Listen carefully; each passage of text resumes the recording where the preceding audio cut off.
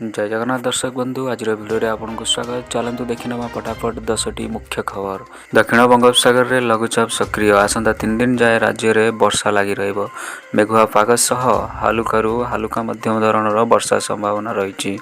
दक्षिण ओडिशा समेत दक्षिण उपकूल और अभ्यंतरण ओडिशा रे वर्षा संभावना रही। 3 दिन जाए राज्य में विभिन्न अंचल में रहिबो वर्षा।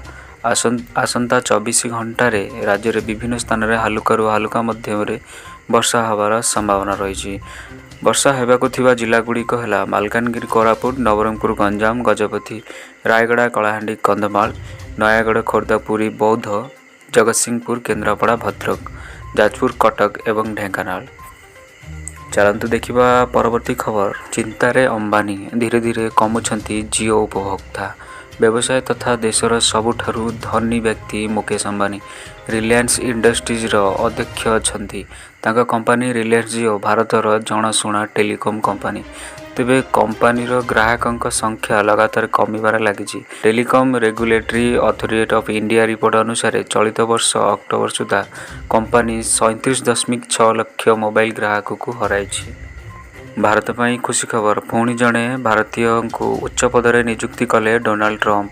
भारतीय अमेरिकीय उद्योगी, पुंजीपति तथा लेखक श्री रामकृष्ण को डोनाल्ड ट्रंप कृत्रिम बुद्धिमत्ता उपरे व्हाइट हाउस रे वरिष्ठ नीति परामर्शदाता भाव नियुक्ति करिसेंती। अन्यमानक सह नियुक्ति घोषणा करने समय ट्रंप श्री रामकृष्ण नाम मध्य घोषणा करथिले। श्री रामकृष्ण कृत्रिम बुद्धिमत्ता उपरे व्हाइट हाउस वरिष्ठ नीति परामर्शदाता भाव काम करेंगे। चलतु नजर पकाइबा परवर्ती खबर उपरे। एणिकी वार्षिक परीक्षार फेल हेले आउ हेब नाही क्लास पद्मनीत।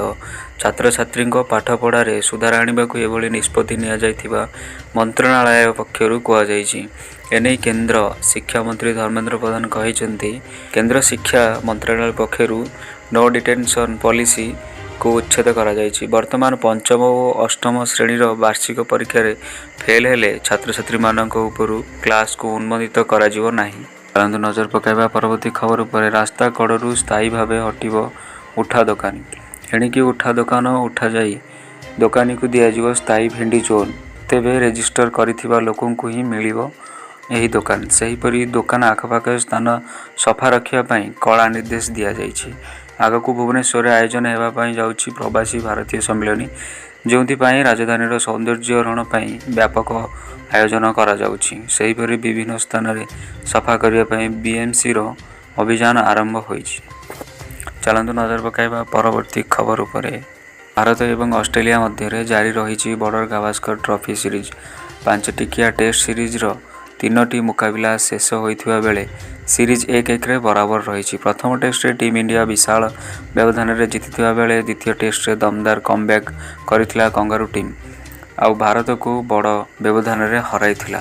डिसेम्बर 26 तारिख अर्थात गुरुवार ठारू चतुर्थ टेस्ट आरंभ हेबाकू थिबा बेले सीरीज रे आगुआ रहिथिबा को जोरदार कसरत करुछि भारतीय दल। भारत एवं ऑस्ट्रेलिया मध्य चतुर्थ टेस्ट मुकाबला मेलबर्न क्रिकेट ग्राउंड रे खेला जीवो। भारतीय समय अनुसार भोर 5 टारू आरंभ हेबा मुकाबला। ज्वर, थंडा, एलर्जी परी औषध रे लागिला प्रतिबंधक। 156टी फिक्स डोज कॉम्बिनेशन औषध उपरे बैन लगा जायछि। एही बैन होइथिबा औषध मध्यम रे रहिछि ज्वर एवं थंडा, काश, एलर्जी एवं चर्म रोग पई व्यवहृत हेउथिबा एंटीबायोटिक तथा मल्टीविटामिन्स। एहा मध्य रे अनेक एंटीबायोटिक, पेनकिलर और मल्टीविटामिन रहिछि। मनीष शरीर उपरे एगुड़िकर कुप्रभाव पकाउथिबारु एही औषध गुड़िक को भारत सरकार बैन लगाइछंती। चलतु नजर पकाइबा परवर्ती खबर उपरे। सीआरपीएफ कैंप उपरे माओ हमला। मालकानगिरी सीआरपीएफ कैंप उपरे माओ हमला। मालकानगिरी छत्तीसगढ़ सीमांत सुकमा जिलार होइछंती। सीआरपीएफ कैंप बाहर कर्डन करी माओवादी माने गुली चलाइथिबा बेले सुरक्षाकर्मी पाल्टा गुली चलाण करथिबा जଣା पड़िछि। माओवादी बैरेल ग्रेनेड लंचर माड़े 2 जन जवान आहत होइछंती। सेपटे लालगढ़ रे सीआरपीएफ कैंप स्थापन करिबा परे माओवादी माने विचलित होई पड़िछंती। चलतु नजर पकाइबा परवर्ती खबर उपरे। ଆସନ୍ତା ବର୍ଷ ଫେବୃଆରୀ ପହିଲାରେ ସାଧାରଣ ବଜେଟ୍ 25-26 ଉପସ୍ଥାପନ ହେବ। ଏହା ଶନିବାର ପଡ଼ୁଥିବା ସତ୍ତ୍ୱେ ପୁଞ୍ଜି ବଜାର ଖୋଲା ରହିବ। ଉକ୍ତ ଦିନ ଅର୍ଥମନ୍ତ୍ରୀ ନିର୍ମଳା ସୀତାରମଣ ନିଜର ଅଷ୍ଟମ କେନ୍ଦ୍ରୀୟ ବଜେଟ୍ ଆଗତ କରିବେ। ବମ୍ବେ ଷ୍ଟକ୍ ଏକ୍ସଚେଞ୍ଜ ସୂଚକାଙ୍କ ସେନ୍ସେକ୍ସ ଏବଂ ନ୍ୟାସନାଲ୍ ଷ୍ଟକ୍ ଏକ୍ସଚେଞ୍ଜ ନିଫ୍ଟି ଉଭୟଙ୍କ ସୂଚକାଙ୍କ ସାଧାରଣ କାରବାର ଦିବସ ଭଳି ଉକ୍ତ ଦିନ ସକାଳ 9:15ରୁ ଅପରାହ୍ନ 3:30 ଯାଏ ଖୋଲା ରହିବ। ଚାଲନ୍ତୁ ନଜର ପକାଇବା ପରବର୍ତ୍ତୀ ଖବର ଉପରେ। ଶେଖ୍ ହସିନାକୁ ଫେରାଇ ଆଣିବାକୁ ଚିଠି ଲେଖିଲା ବାଂଲାଦେଶ, ଭାରତ ଦେଲା ଏମିତି ଜବାବ।